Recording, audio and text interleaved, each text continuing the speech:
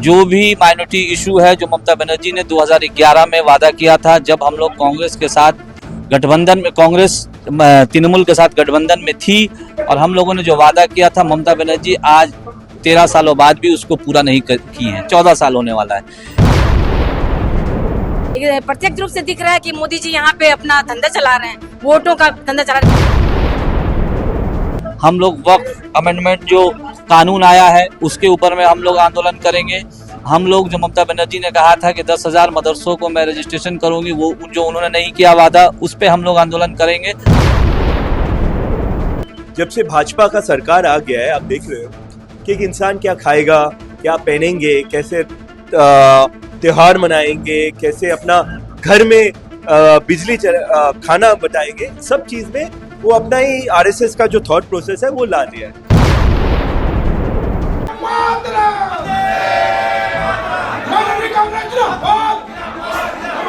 कोलकाता के मौलाली युवा केंद्र में पश्चिम बंगाल प्रदेश कांग्रेस माइनॉरिटी सेल द्वारा एक अहम संविधान रक्षा सम्मेलन का आयोजन किया गया।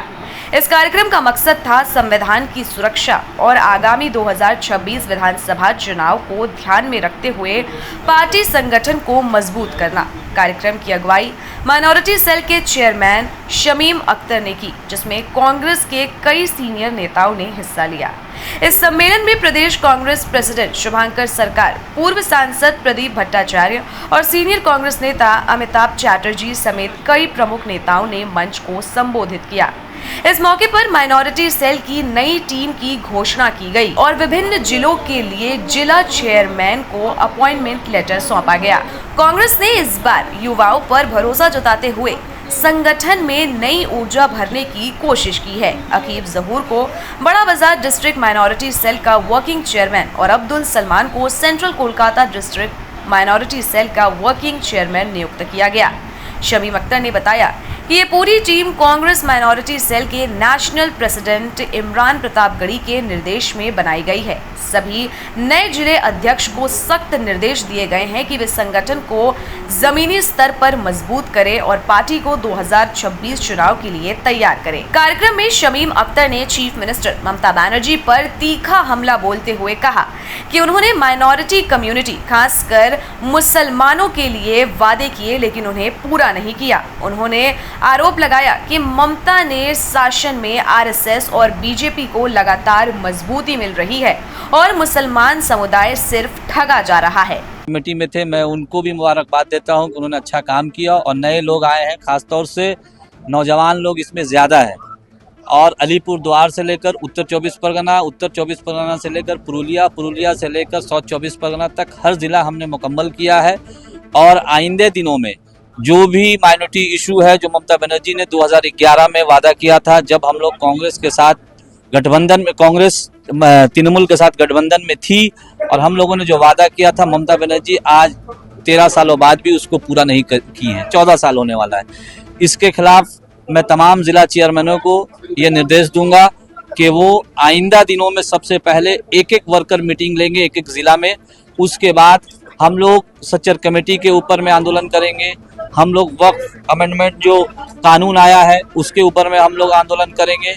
हम लोग जो ममता बनर्जी ने कहा था कि 10,000 मदरसों को मैं रजिस्ट्रेशन करूंगी, वो जो उन्होंने नहीं किया वादा, उस पे हम लोग आंदोलन करेंगे।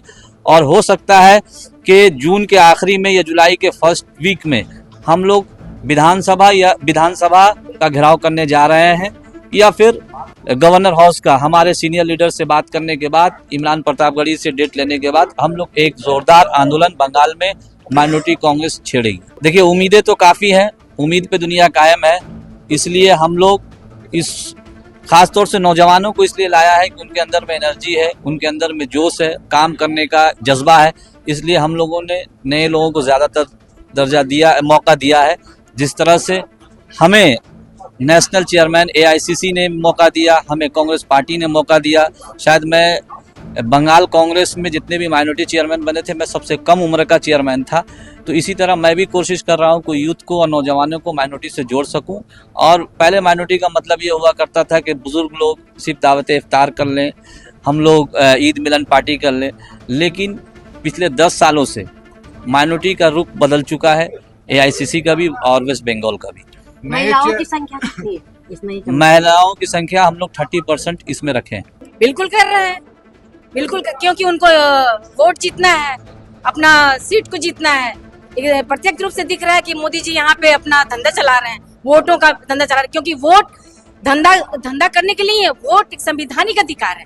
वोट हम अधिकार से देते हैं, हमारी जो अधिकार है, हर नागरिक की जो मौलिक अधिकार है, उसको लेकर के हम लोग वोट देते हैं, ना कि हमें किसी सरकार की धंधाबाजी या दलाली करने के लिए हम लोग वोट डालते हैं। जी नहीं, ऐसा कुछ भी नहीं। राहुल गांधी जी एक स्वच्छ व्यक्ति हैं। राहुल गांधी जी इस देश के एक नागरिक के प्रति अच्छा सोचते हैं, ताकि इस देश के नागरिक एक अच्छा स्थान प्राप्त करे, इस देश के जो बच्चे हैं अच्छा फ्यूचर को प्राप्त करे, वो उस पर हमेशा फोकस डालते हैं। इस देश के जो जवान है, जो सेना है, उस पर उन्होंने बहुत ही अच्छा हमेशा वक्तव्य दिए हैं। देश के सेना को हमेशा सुरक्षित रखने का उन्होंने हमेशा काम किया है। इस देश के युवाओं को हमेशा कर्मठ बनाने का उन्होंने काम किया है। इस देश की महिलाओं को हमेशा उन्होंने रक्षा करने की उन्होंने बात किया है। सेफ कॉन्स्टिट्यूशन क्या है, जिंदगी में क्या गलत है और क्या सही है, ये समझने में इतना डिफिकल्टी नहीं होता है। इंडिया में क्या गलत हो रहा है, क्या सही हो रहा है। हम लोग के जो फाउंडिंग फादर्स थे, उन्होंने एक कॉन्स्टिट्यूशन बनाया था इंडिया का कि जो गलत को गलत रखो और जो सही है वो सही रखो। जब से भाजपा का सरकार आ गया है, आप देख रहे हो कि एक इंसान क्या खाएगा, क्या पहनेंगे, कैसे त्योहार मनाएंगे, कैसे अपना घर में बिजली खाना बताएंगे, सब चीज में वो अपना ही आरएसएस का जो थॉट प्रोसेस है वो ला दिया है। तो कांग्रेस का हर समय एक ही चीज बोलना है कि कांग्रेस विश्वास रखता है कि राहुल जी के नेतृत्व में हम लोग के जो अंबेडकर जी ने जो कॉन्स्टिट्यूशन बनाया है, वो कॉन्स्टिट्यूशन को हम लोग को फॉलो करना पड़ेगा। देश में जो आज रह रहे हैं उनको वही कॉन्स्टिट्यूशन से चलना पड़ेगा, उसके बाहर कुछ नहीं चलेगा। तो आज आरएसएस जो कॉन्स्टिट्यूशन को 1947 में हमारे देश के जो फोरफादर्स ने बनाए थे, उसको हटके जो कर रहे हैं, उसके विरोध हम लोग हमेशा करेंगे। ऑपरेशन सिंदूर आर्मी ने वो नाम दिया था, आप अगर पढ़ोगे उसमें तो इंडियन गवर्नमेंट का कुछ रोल नहीं। अगर आप, ये प्रॉब्लम है बीजेपी का, हमेशा से इंडियन आर्मी को सेल करके, मार्केटिंग करके वो अपना वोट बढ़ाने का कोशिश कर रहा है। यही तो है। हमारे प्राइम मिनिस्टर देखिए, जो हम लोग के ऑलरेडी अलीपुरद्वार में आके अपना वोट प्रचार करके चले गए, ये सिंदूर के नाम पे। ये ऑपरेशन सिंदूर क्या था?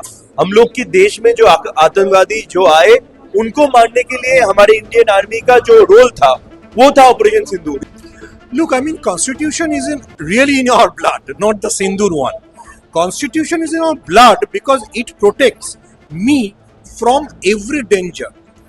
What is a Constitution? Constitution gives you the basic shaping and guideline for a modern country. Look, we are not a Western democracy, but Western democracy, the way the democracy had been built, it has been built not on a religion, not on customs, but on a codified document called Constitution. The first written Constitution, the major first written Constitution, came in America. Look, every word which we use right now in our contemporary world, whether it's federalism, it has been incorporated in the American Constitution. The two great American scholars, Thomas Jefferson and Alexander Hamilton, they introduced the term called federalism. Jefferson later became president. Hamilton was only the revenue secretary. But the two great persons, if we do not understand what Constitution gives to us, then the pride for a nation, the citizenship, everything is in danger. क्या लगता है अभी जो government है वो constitution को follow कर पा रही है या नहीं? देखिए, उनका जो कोशिश है कॉन्स्टिट्यूशन तोड़ने की कोशिश है। वो एक हिंदू राष्ट्र बनाना चाहते हैं जहाँ पे मुसलमान या दूसरा जो माइनॉरिटीज है वो सेकंड क्लास सिटीजन बन जाए। लेकिन तकलीफ उन लोगों का ये है कि भारत का जो मेजोरिटी है, जो हिंदू है, वो भी उनके साथ नहीं दे रहा है। तो अब अगर देता तो पिछला 2024 का इलेक्शन में, चुनाव में, तो भाजपा को 400 मिल जाता। भाजपा को तो 400 नहीं मिला। भारत जिसको अगर भाजपा के टर्म में मैं बोला भारत या इंडिया, जो भी आप बोले, उनका एक बहुत पुराना हिस्ट्री है। उनको कोई नहीं चेंज कर पाया। उनको अगर आप कोई भी एक रिलीजन का डोमिनेशन बरकरार रखने की कोशिश करेगा, तो जो भारत का जो नेचुरल प्रोसेस है, जो जस्टिस है, वो उसको उसके खिलाफ खड़ा हो जाए। क्या आप बनना चाहते हैं एक प्रोफेशनल ब्यूटी एक्सपर्ट? तो अब आपके लिए है एक गोल्डन अपॉर्चुनिटी जो बदल सकता है आपका करियर और आपकी जिंदगी। Rubina Kazi salon and academy एक ऐसा नाम है जो आपको दे रहा है professional training, beautician, skin, hair, cosmetology के हर कोर्स में। यहाँ सिर्फ 45 दिनों में ही दे सकते हैं आपको चुनिंदा ट्रेनिंग, बेसिक से लेकर इंटरनेशनल लुक्स तक। जी हाँ, 10 एक्सक्लूसिव लुक्स की expert training, Brazilian makeup, water resistant makeup, illuminated look और भी बहुत कुछ सीखने को मिलेगा। और सबसे बड़ी बात, ISO बेस्ड कोर्स जो कि वर्ल्ड वाइड अप्रूव्ड है। यानी कोर्स के बाद आप दुनिया में कहीं भी जा सकते हैं और शानदार जॉब पा सकते हैं। यहाँ आपको अपने सपनों की उड़ान के लिए पैसों की कमी नहीं महसूस होगी, क्योंकि यहाँ है EMI इजी ऑप्शन अवेलेबल। पता नोट कर लीजिए, Rubina Kazi salon and academy, 4th floor, Devi market, Greek Orthodox church के पास, Hazra Kalighat, new sky wall bridge के सामने। तो इंतजार किस बात का, आज ही जुड़िए रुबीना काजी एकेडमी से और बनाइए अपना फ्यूचर और भी ज्यादा ब्राइट। सीट सीमित है, तुरंत संपर्क करें इस नंबर पर।